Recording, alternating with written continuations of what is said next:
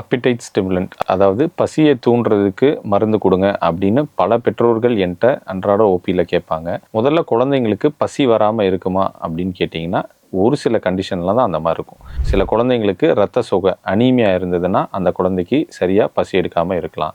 சில குழந்தைக்கு chronic constipation, நாள்பட்ட மலச்சிக்கல் இருக்கக்கூடிய குழந்தைகளுக்கு அந்த மாதிரி சரியாக பசி எடுக்காமல் இருக்கலாம். குடல் புழுக்கள், வேர்ம் இன்ஃபெஸ்டேஷன் இருக்கக்கூடிய குழந்தைகளுக்கு சரியாக பசி எடுக்காமல் இருக்கலாம். ஸோ இதற்கான காரணம் இருக்கா அப்படின்னு கண்டறிஞ்சு நம்ம அதை சரி பண்ணால் தான் குழந்தைங்களுக்கு நார்மலாக பசி எடுக்க ஆரம்பிக்கும். ஆனால் இந்த பாப்புலேஷன் பார்த்தீங்கன்னா ரொம்ப ரொம்ப ரொம்ப சின்ன சதவீதம் தான். அதிகப்படியான சில்ட்ரன் பார்த்தீங்கன்னா நார்மலாக பசி எடுக்கக்கூடிய குழந்தைகள் தான்.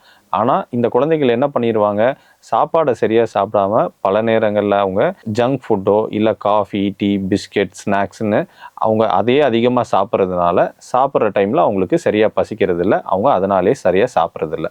ஸோ நீங்கள் நல்லா பார்த்தீங்கன்னா உங்கள் குழந்தைங்க சாப்பிடும்போது சாப்பாடை சரியாக சாப்பிட மாட்டாங்க. ஆனால் அதே நீங்கள் ஸ்நாக்ஸ் கொடுத்தா அவங்க ரொம்பவே நல்லா சாப்பிடுவாங்க. இவங்களுக்கு குறிப்பாக ஏதாவது ட்ரீட்மெண்ட் தேவையா அப்படின்னா நிச்சயமாக இல்லை. ஸோ நீங்கள் இந்த குழந்தைங்களுக்குலாம் என்ன பண்ணணும், ஸ்நாக்ஸ் கொடுக்குறத ரொம்ப கம்மியாகவும் ஜங்க் ஃபுட்டாக இல்லாமல் ரொம்ப நல்ல ஹெல்த்தியான ஃபுட்டையும் ஸ்நாக்ஸாக கொடுங்க. அதே நேரத்தில் சாப்பிட்றதுக்கு ஒரு 2 மணி நேரத்துக்கு முன்னாடி அவங்களுக்கு எந்த உணவும் கொடுக்காம இருந்தாலே அவங்களுக்கு நார்மலாக பசி எடுக்க ஆரம்பிச்சிடும்.